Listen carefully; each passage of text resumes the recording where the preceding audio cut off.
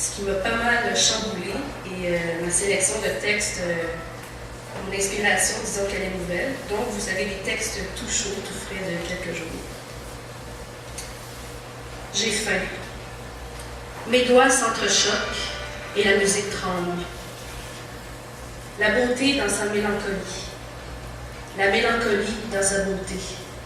Tout ça ensemble, purement parce que c'est sain, c'est suffisant. Parce que j'essaie de comprendre que la vie n'est pas constituée seulement de bataille, mais aussi d'arrêt. Le souffle court. Les yeux fermés, ma main est posée sur le rebord de mon collier, juste assez pour apporter un peu de chaleur à ma chair froide de l'hiver. Je suis pâle, mais au moins pas trop maigre. Un peu de ventre ici et là, dont j'aimerais bien de me débarrasser. J'ai envie de solitude.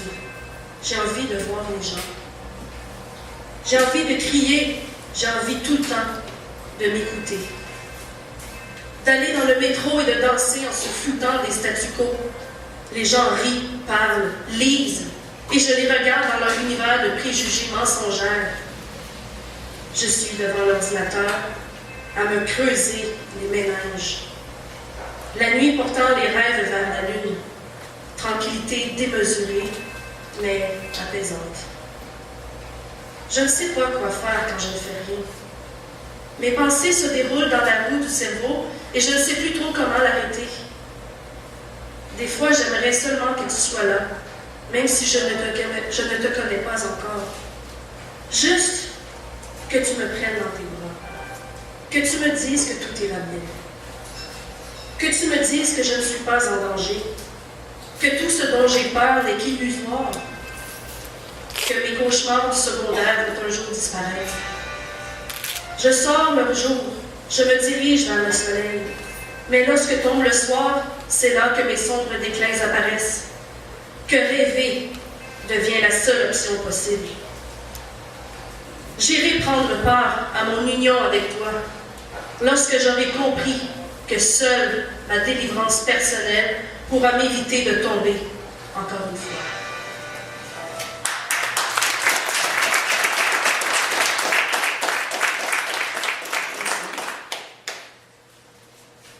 La lumière est brute, c'est clair, c'est bruyant. Mon corps s'en ressent. Ce serait facile, juste de partir, de laisser derrière moi une éponge cicatrisée, mal coiffée, déstabilisée. Elle prendrait ma place pendant que je n'aurais à écrire ces mots sous ces projecteurs de regard. J'ai ma tasse à la main. L'eau est encore un peu chaude. Ma langue sursaute au goût de gingembre et cannelle brûlant. Regard posé sur mes mains. Quelques cicatrices y sont restées. J'ai dû jouer avec le feu trop longtemps. Toujours ce besoin d'exister à travers l'autre, à travers les mots, à travers les caresses, des fois de trop. Déchirer ses sens par une épreuve. Encore une fois, je me suis trompée, trop subie. Petit à petit, je retrouve la saveur de vivre, d'exister à travers moi, éclore.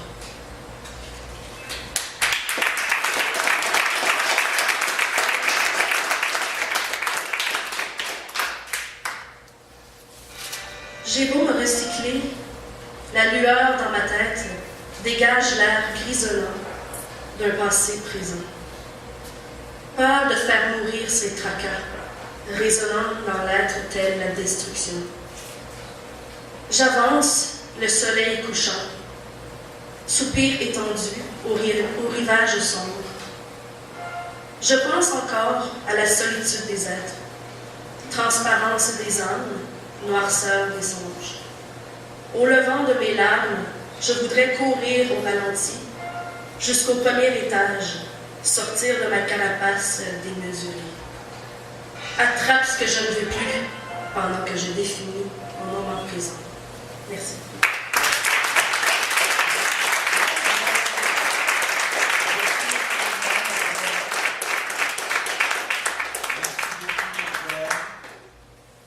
Là, vous avez passé la glace. Alors ça sera magnifique, encore plus magnifique la prochaine fois, mais c'est une très belle performance pour vous dire. Oui.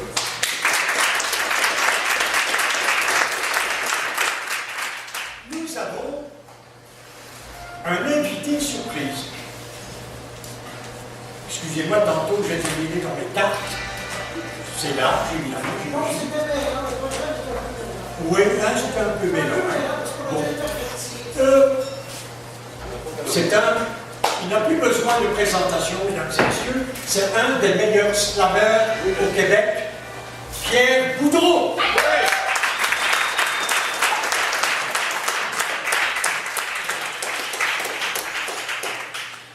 D'abord et haute. Bonsoir. Bonsoir. Je vais faire 3 slams. Un sur l'amour, parce que c'est le Saint-Valentin qui s'en vient, dans 4 jours. Un sur l'homosexualité, parce que c'est un slam géographique. Et un autre intitulé L'individu irréductible. Mais les slams, dans les concours, c'est pas plus que 3 minutes, hein, sinon tu es disqualifié, alors ça devrait y aller. Mais avant, je veux remercier M. Michael et Normand Simamurami et Doraïr Alimun, ici le tonel Brevemelox, et tout le Cessiax, Paul, ici l'élisme, véhicule Ciao, au multiple 30, atterrage en minute, c'est l'éminemment de l'évolution d'Oxahara, le déclaré, décalé, les films et les films rien qui s'allait de films. Il y en a ils ont cessu, Féléon, ma fille qui est dans Suzuki, ils ont cessu, Féléon, ma fille qui est dans Suzuki, les gomésies, ils ont s'élèvent, fud, font su. C'était juste pour pratiquer.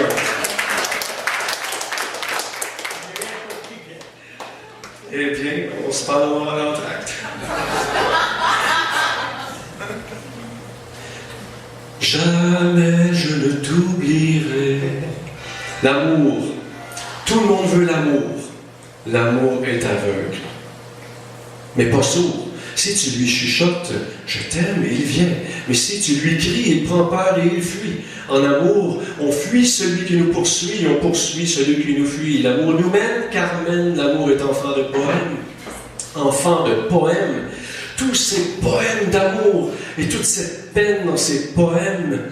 Roméo, Juliette, Tristan, Iseux, millionnaire pouilleux. C'est à croire qu'il n'y a pas d'amour heureux. Mais tout le monde veut tomber en amour. Tomber, mais dans le sens de monter et jusqu'au 7e cieux. Mais là, madame, monsieur, l'amour, c'est dangereux. Si un philosophe jovialiste par sur quoi a pu dire que l'amour a tué plus de gens que les guerres, c'est clair que les flèches de Cupidon sont trempées dans quelques poisons. Mais on s'en fout du poison parce que l'amour, c'est tellement bon. C'est comme un loukoum qu'ils font. Et qui, quand ça descend dans les grandes artères du bonheur, et ça fond et ça se met à couler dans tes veines comme de l'hormone de chocolatine. Tu as les yeux dans la grèche de bine, tu vois ton amour jusque dans ta soupe.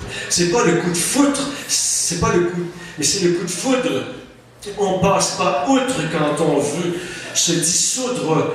On goutte à goutte, coûte que coûte. Écoute les chansons d'amour. I love me tender. Et si tu n'existais pas, dis-moi pourquoi j'existerais. Love hurts. Don't call me baby. Ne me quitte pas. Ça, c'est une belle chanson de Brel. Mais laisse-moi devenir l'ombre de ton chien. C'est ça le poison. Rendu là, on est possédé. Il y a quelque chose dans l'amour qui veut la possession et quelque chose dans la possession qui veut détruire l'amour. Ovide, dans la Rome antique, a avisé et visé les Roms antiques. Méfie-toi des flèches de l'amour. J'ai connu moi-même la plus grande peine d'amour du monde. Je me suis entendu dire, jamais plus je n'aimerai. Mais l'amour est revenu, m'envoûter, on ne peut pas y échapper parce qu'on est fait pour aimer. Mais comment être en amour sans y laisser sa peau? Oh, comme il faut se concentrer pour rester centré. Moi, je me suis parlé, je me suis dit, à chaque fois que je pense à toi, chaque baiser, chaque orgasme, chaque jouissance partagée, chaque fois que je dis, je t'aime, jamais plus, je ne m'oublierai moi-même.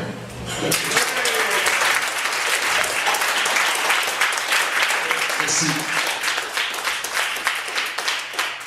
Alors,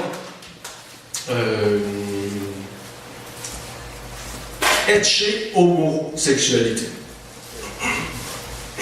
Y a-t-il des homosexuels sur la Lune? Introduction à la Grande Corps Malade.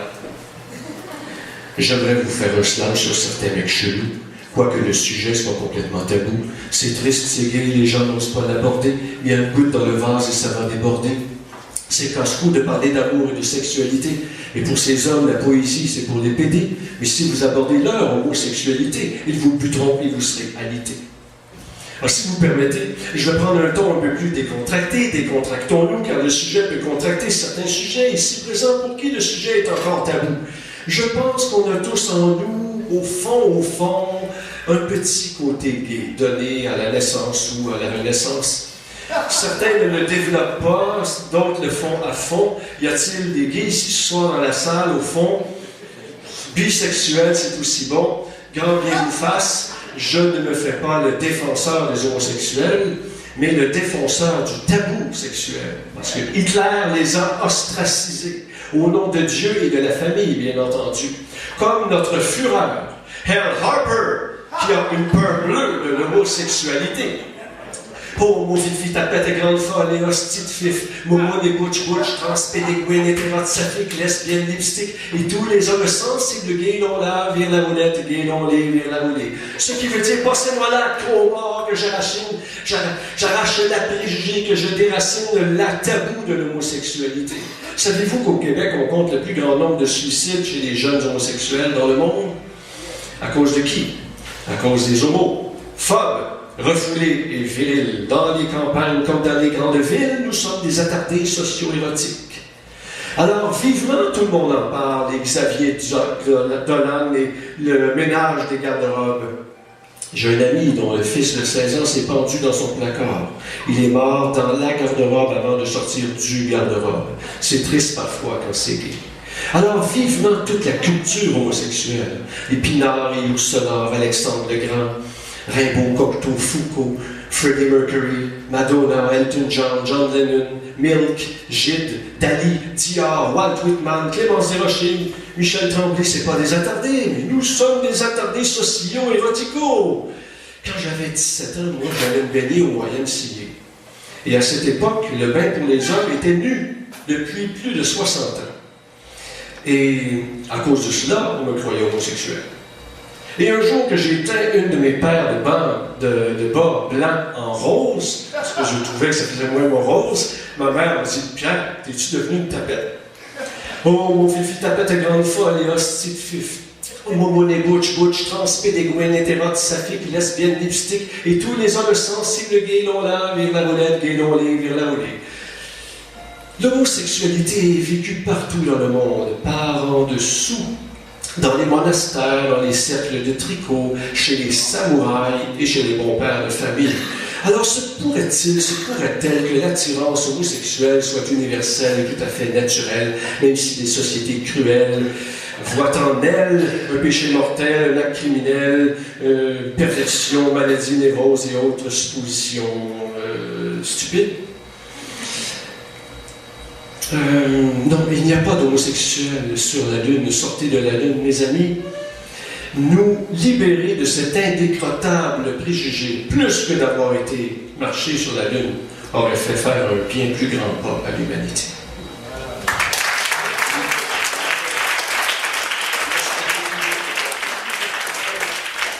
Alors, merci, Roger, de votre générosité. Là, c'est parce que j'abuse de vous, parce que c'est un nouveau texte que j'ai jamais récité, sauf à ma blonde puis à ma pomme de douche, parce que je récite dans la douche. Et là, je vais le casser sur vous. Soyez indulgents. L'individu irréductible est un homme ou une femme qu'on ne peut pas réduire. L'homme ordinaire, lui, l'homme comprend la femme, bien sûr, c'est un des mystères crasses de la race humaine. La jante féminine me comprendra. L'homme ordinaire, l'homo sapiens, le spécimen humain normal, le monsieur, la serveuse de soupe minestrone ou minesquitron, le ticu, le titlin, le titjo connaissance, le genre, le nono, le coco, le toto, le zigoto, le drôle de moineau, le yo qui dit man ou qui dame, et la madame qui dit oh, mes rouleaux impériaux, et la fille d'en haut sur le gars d'en bas, et du soldat jusqu'au général, Tao, tout ce beau monde-là est réduit en purée d'humanité dans le wok de la vie. C'est pas chinois, moi je ne veux pas être réduit, ni même à un nom ou à un pronom. Même si je compose un cantique d'alphabet en ébullition dans la soupe quantique, que tu me vois me noyer dans le chaudron poétique, qu'il, c'est toujours lui qu'on blâme, que nous sustentons de poésie, vous gavez de mots qui font du bien, les îles au pluriel, les îles et les ailes, le reste de l'humanité, les absents ont tort, parce qu'ils ne goûteront pas le bouillon de culture servi ici dans la soupe quantique. La soupe quantique, c'est la potion antique des physiciens antiques qui ont pris un transatlantique, qui ont vogué sur l'océan de la conscience pure. Mais l'homme ordinaire est tellement réaliste et matérialiste. Ça lui prend absolument de l'eau pour prendre un bateau, puis un bateau dans la tête, un océan de conscience, ça n'a pas de sens pour le populaire barreau. Puis, la soupe quantique, c'est comme un tour de sémantique pour sa soupe populaire. La soupe barley, même tous tes oignons gratinés, la soupe au pois à Madame Tout-le-Monde, la soupe au thon de M. Wong, ou la soupe aux patates, tabarnak. C'est lourd. Mais la soupe quantique est claire, parsemée d'alphabets lumineux pour décrypter l'univers. Albert Einstein quelque chose, un irréductible individu, a mis échec et mathématique la matière. On a relativisé sa théorie en lui servant un bol de soupe aux champignons atomiques, mais il n'a pas vu la guerre dans le monde, à la surface, mais à la place, dans le fond du monde, il a vu des explosions d'intelligence liquide et de beauté insoutenables. La vie est belle au fond, mais nous donnons la misère. Du petit souci aux horreurs de la guerre, nous en savons la recette, comme la soupe de nos grands-mères. La vie est belle et nous sommes tellement libres.